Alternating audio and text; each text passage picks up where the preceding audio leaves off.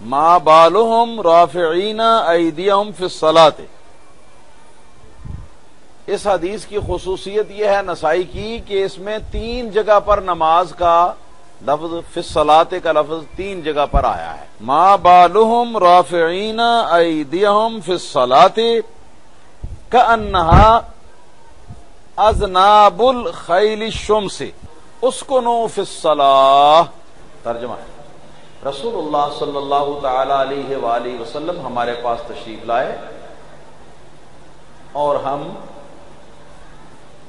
نماز کے اندر رفع یدین کر رہے تھے تو آپ نے فرمایا کیا ہوا ان کو کہ نماز میں رفع یدین کر رہے ہیں، گویا کہ ان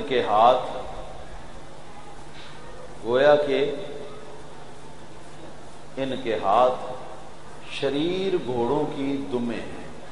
سکون اختیار کرو نماز میں. بس یہ حدیث کا ترجمہ پورا ہو.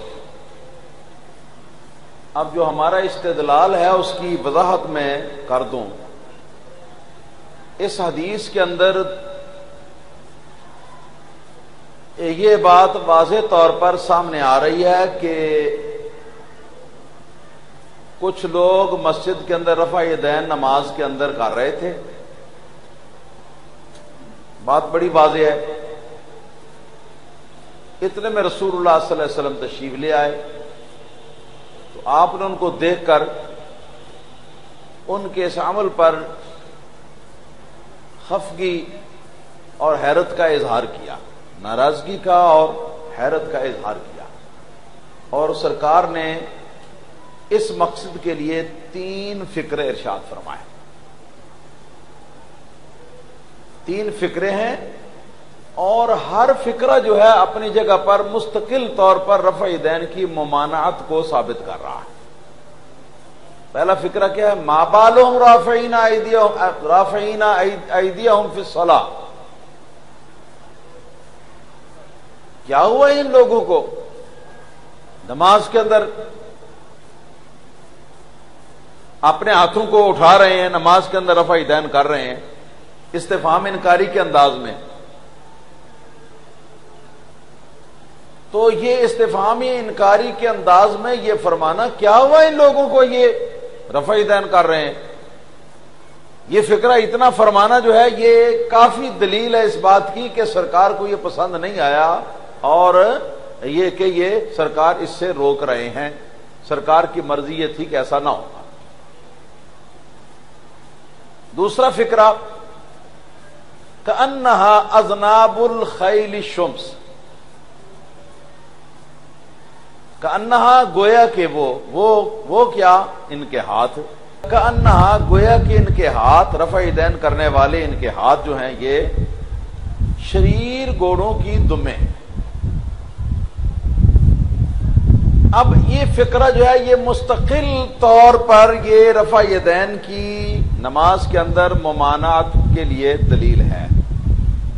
اگر اس کا ما قبل فقرہ نہ ہوتا، ما بعد والا فقرہ بھی نہ ہوتا تو یہ اکیلا فقرہ بھی کافی تھا، کیونکہ نبی کریم صلی اللہ علیہ وسلم ان کے اس عمل کو رفع یدین کے ان کے نماز کے اندر کے اس عمل کو آپ فعل بہائم کے ساتھ تشبیہ دے رہے ہیں، چوپایوں کے فعل کے ساتھ تشبیہ دے رہے ہیں. تو کسی انسان کے کسی فعل کو چوپایوں سے تشبیہ دینا یہ دلیل ہے اس بات کی کہ اس پر سرکار انکار فرما رہے ہیں اور سرکار بتانا چاہتے ہیں کہ ایسا نہیں ہونا چاہیے تھا.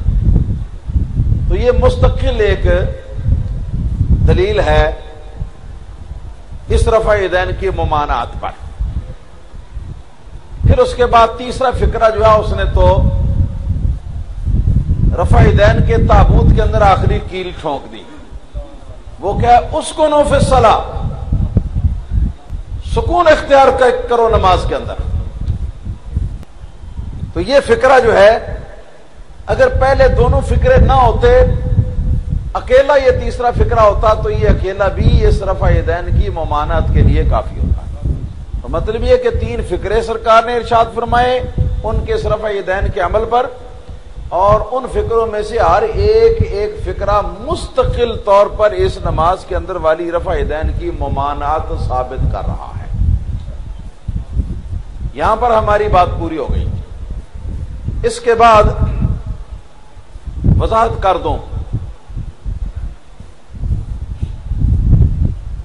وہ اس حدیث کے بارے میں کچھ گفتگو کرتے ہیں اور بہتر ہے اس کا جواب بھی ساتھ ہی ہو جائے۔ وہ یہ کہتے ہیں جی کہ دیکھو جی یہ وہ رفع یدین نہیں ہے جو مقامات ثلاثہ کی رفع یدین ہے نماز کے اندر کی، بلکہ یہ تو نماز کے اخیر کی رفع یدین ہے کہ جو بعض حدیثوں میں آتا ہے کہ صحابہ کرام فرماتے ہیں ہم نماز پڑھتے تھے اور نماز کے دوران ہم جس وقت السلام علیکم ورحمۃ اللہ کہتے تھے اس طرف تو اس طرف ہاتھ کے ساتھ اشارہ کیا، السلام علیکم ورحمۃ اللہ، السلام علیکم ورحمۃ اللہ، یہ ہاتھ کے ساتھ اشارہ کرتے تھے۔ تو نبی کریم صلی اللہ تعالی علیہ وسلم نے ہاتھ اٹھانا یہ سلام کہنے کے وقت نماز کے آخر میں اس سے منع کیا ہے، یہ حدیث اس کے ساتھ تعلق رکھتی ہے، یہ اس نماز کے اندر والے رفع یدین کے ساتھ اس کا کوئی تعلق نہیں ہے۔ اور اس کی دلیل بھی وہ یہ دیتے ہیں کہ دیکھو جی امام نسائی رحمۃ اللہ علیہ نے اس کے اوپر جو باب قائم کیا ہے وہ باب السلام بالایدی فی الصلاۃ، ہاتھوں کے ساتھ نماز کے اندر سلام کرنا، باب بھی یہ بند ہے۔ اسی جو ہے اس کی بھی وہ نشاندہی کرتے ہیں کہ اس میں بھی یہ الفاظ آئے ہیں، اگرچہ وہ باب کا عنوان کافی لمبا ہے اور اس کے آخر میں والامر بالسکون فی الصلاۃ کے الفاظ جو ہیں وہ بھی موجود ہیں، نماز کے اندر سکون اختیار کرنے کا باب۔ تو اس کے جواب کے دو حصے ہیں۔ پہلا جواب کا حصہ جو ہے اس کا تعلق ہے بعض محدثین کے باب کی طرف کہ باب کا عنوان انہوں نے کیا مقرر کیا۔ اس کا جواب یہ ہے کہ ہمارا استدلال رسول اللہ صلی اللہ علیہ وسلم کی حدیث سے ہے، کسی محدث کے عنوان قائم کرنے سے ہمارا استدلال نہیں۔ اچھی طرح یاد رکھنا، بات حدیث کی ہو رہی ہے، تو اگر امام نسائی کا جو قائم کیا لکھا ہوا باب کا عنوان ہے وہ بھی اگر آپ حدیث سمجھتے ہیں تو آپ کی نرالی سمجھ ہے، پھر اس میں تو کلام ہی نہیں۔ اور ہم اس بات کو مان رہے ہیں کہ جو رفع یدین کے منکرین ہیں وہ اس سے جان چھڑانے کے لیے اس کو سلام کے ساتھ ہی متعلق کرتے ہیں، تو لہذا یہ ہمارے مخالف ہیں، چونکہ یہ شافعی مذہب کے ہیں اس لیے ہمارے مخالف ہیں، اور اس وجہ سے یہ رفع یدین نماز کے اندر والا جو ہے اس کے بارے میں اس حدیث کو وہ اپنے مذہب کی بنیاد پر نہیں مانتے، لہذا انہوں نے اس کی تعویل کر دی ہے، اور وہ تعویل جو ہے وہ عنوان کے اندر انہوں نے وہ الفاظ جو ہیں وہ لکھ دیے ہیں باب السلام بالایدی فی الصلاۃ، لہذا ہمارے اوپر یہ کوئی حجت نہیں ہے۔ حجت ہوتی ہے خصم کے مسلمات میں سے، اور یہ نہیں کہ کوئی حنفی دلیل دے تو کسی حنفی کتاب سے دلیل دے وہابیوں کو، تو کون وہابی مانے گا؟ وہ کہیں گے یہ تو تمہارا ہدایہ نا اس میں لکھا ہوا ہے، تم بخاری مسلم کی بات کرو، حدیث کی کتاب کسی کتاب کی بات کرو، حدیث کے الفاظ کی بات کرو، ہم تو ہدایہ کو مانتے ہی نہیں۔ تو اسی طرح ان کا یہ معاملہ بھی ہے۔ تو نتیجہ کیا نکلا کہ ہماری دلیل حدیث نبوی ہے، ہماری دلیل کسی محدث کا باب کا عنوان نہیں۔ اس کو اٹھا کر آپ لے جائیں اپنے گھر میں اپنا دل خوش کرنے کے لیے، اس کو روز اس کو دیکھا کریں، ہمیں اس سے کوئی فرق نہیں پڑتا۔ دوسری بات یہ کہ دراصل بھی یہ بات کیا درست ہے کہ یہ سلام کے وقت کی حدیث ہے؟ وہ کہتے ہیں ہاں۔ دلیل کیا ہے؟ کہتے ہیں دلیل یہ ہے کہ اس سے آگے جو حدیث آئی ہے اس حدیث کو دیکھو، ان جابر بن سامرہ، وہ حضرت جابر بن سامرہ سے وہ بھی حدیث مروی ہے، قال كنا نصلي خلف النبي صلی اللہ علیہ وسلم، فرماتے ہیں کہ ہم لوگ نماز پڑھ رہے تھے نبی کریم صلی اللہ تعالی علیہ وسلم کے پیچھے، حضور امامت فرما رہے تھے، ہم اقتداء فرما رہے تھے۔ فنسلم بأیدینا، تو ہم جب سلام پھیرتے نا السلام علیکم ورحمۃ اللہ، تو اپنے ہاتھوں کا اشارہ بھی ساتھ کرتے، ہاتھوں کا اشارہ بھی ساتھ کرتے، السلام علیکم ورحمۃ اللہ، السلام علیکم ورحمۃ اللہ، ہاتھوں کا اشارہ کرتے۔ نسلم بأیدینا، نسلم کا لفظ اور بأیدینا کا لفظ، اپنے ہاتھوں کے ساتھ سلام کرتے۔ تو جو ہی سرکار دو عالم صلی اللہ علیہ وسلم نے نماز ختم فرمائی تو ختم فرما کر ارشاد فرمایا ما بال هؤلاء یسلمون بأیدیہم، کیا ہوا ان لوگوں کو کہ اپنے ہاتھوں کے ساتھ یہ سلام کرتے ہیں، ہاتھوں کے سلام کرتے ہیں۔ کأنما اذناب خیل شمس، گویا کہ ان کے ہاتھ جو ہیں وہ شریر گھوڑوں کی دمیں ہیں۔ اما یکفی احدهم ان یضع یده علی فخذه ثم یقول السلام علیکم السلام علیکم، کیا اتنی بات کافی نہ تھی کہ تم میں جو بھی نماز پڑھتا تو وہ نماز کے آخر میں اپنا ہاتھ ران کے اوپر رکھتا، اپنا ہاتھ ران کے اوپر رکھتا اور صرف اپنے منہ سے کہتا السلام علیکم السلام علیکم۔ بات سمجھ میں آئی؟ یہ دوسری حدیث ہے، وہ کہتے ہیں یہ اور وہ ایک ہی حدیث ہے، بس یہ ہے گمسان کا مقام، جس مقام پر وہ بڑی جان توڑ کوشش اور محنت کرتے ہیں۔ کہتے ہیں جی کہ وہ حدیث بھی یہی ہے، اس کے بھی جابر بن عبداللہ راوی، جابر بن سامرہ راوی، اس کے بھی جابر بن سامرہ راوی ہیں۔ تو یہاں سلام کے وقت ہاتھ جو ہے نا ان کے اٹھانے کا یہ ذکر آ گیا ہے، پچھلی حدیث میں نہیں تھا، تو پچھلی حدیث کی یہ گویا شرح ہے۔ تو ہمارا جواب کیا ہے؟ ہمارا جواب یہ ہے کہ کم سے کم حدیث نبی جو ہے اس کے اندر تو اپنی رائے ڈالنے سے پرہیز کرنا چاہیے۔ دیکھو یہ دو الگ الگ واقعات ہیں، ان کو جوڑ کر یہ ایک بنا رہے ہیں۔ پہلی حدیث جو ہم نے لکھوائی وہ کیا تھی؟ کہاں سے شروع ہوئی تھی؟ قال خرج علینا رسول اللہ صلی اللہ علیہ وسلم ونحن رافع ایدینا فی الصلاۃ۔ جابر بن عبداللہ فرماتے ہیں کہ رسول اللہ صلی اللہ علیہ وسلم گھر سے ہمارے پاس تشریف لائے مسجد کے اندر۔ بعض روایات کے اندر مسجد کے اندر آنے کا ذکر بھی ہے، گھر کا ذکر بھی ہے، گھر سے مسجد میں ہمارے پاس تشریف لائے۔ تو جس وقت سرکار تشریف لائے اس وقت ہم نماز کے اندر رفع یدین کر رہے تھے۔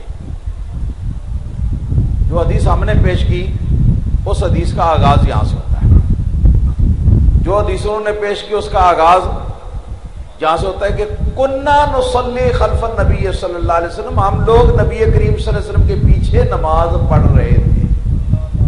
یعنی حضور بھی مسجد میں تھے، ہم بھی مسجد میں تھے، حضور مصلی امامت پہ تھے، ہم حضور کے پیچھے مقتدی کی حیثیت سے تھے، سرکار نماز پڑھا رہے تھے، ہم سرکار کی بارگاہ میں نماز پڑھ رہے تھے۔ تو جس وقت سرکار نے سلام پھیرا تو سلام پھیرنے کے بعد سرکار نے ہمیں ڈانٹتے ہوئے یہ کہا کہ ہاتھ کے ساتھ سلام پھیرنے کی کیا ضرورت ہے؟ کیا ہوا ان لوگوں کو یہ ہاتھوں کے ساتھ سلام کرتے پھرتے ہیں؟ کیا یہ بات کافی نہیں کہ اپنے ہاتھ کو اپنے ران کے اوپر رکھیں اور اس کے بعد اپنی زبان کے ساتھ دائیں بائیں السلام علیکم یہ کہہ لیا کریں؟ تو حدیث کا آغاز دیکھو تو دونوں علیحدہ علیحدہ ہیں، حدیث کا اختتام دیکھو تو دونوں علیحدہ علیحدہ ہیں۔ پہلی حدیث کے اندر رافع ایدینا فی الصلاۃ کا لفظ ہے، نماز کے اندر رفع یدین کرنے کا لفظ ہے۔ اس حدیث کے اندر رفع یدین کرنے کا لفظ نہیں ہے، اس حدیث کے اندر فنسلم بایدینا، ہاتھ کے ساتھ سلام کرنے کا لفظ ہے۔ آج جیسے آج کل بھی آپ مثال کے طور پر دور سے کوئی آدمی آپ کا واقف کار گزر رہا ہوتا ہے تو اس کو دور سے دیکھ کر اس طرح کر دیتے ہیں آپ، تو ہاتھ سے سلام کرنے کا لفظ دوسری روایت کے اندر موجود ہے۔ پہلی روایت کے اندر نماز کے اندر رفع یدین کرنے کا ذکر ہے، اور یہ کہ سلام جو ہوتا ہے وہ نماز کے اخیر میں ہوتا ہے، جیسے تکبیر تحریمہ نماز کے آغاز میں ہوتی ہے اس طرح سلام اخیر میں ہوتا ہے، اور یہ دونوں نماز سے باہر ہیں، نماز کے افعال سے باہر ہیں، یہ دونوں اوقات جو ہیں۔ تو حدیث کا آغاز بھی آپ نے دیکھ لیا، وہ اور ہے واقعہ ہے، یہ اور واقعہ ہے۔ کیا ایک ہی واقعہ میں یہ ہو گیا کہ حضور ہم پہلے سے مسجد میں نماز پڑھ رہے تھے اور حضور بعد میں تشریف لایا اور تشریف لا کے سرکار نے ہمارے رفع یدین کو کوسا اور اس کے اوپر آپ نے انکار فرمایا، اور یہ کہ ساتھ ہی حضور نماز پڑھا بھی رہے تھے، آپ باہر سے بھی آ رہے تھے اور نماز بھی پڑھا رہے تھے، یہ ایک واقعہ تو نہیں ہو سکتا نا، یہ دو الگ الگ واقعات ہیں۔ تو یہ دو الگ الگ واقعات ہیں جن کو ملا کر ان لوگوں نے اپنا اردو سیدھا کیا۔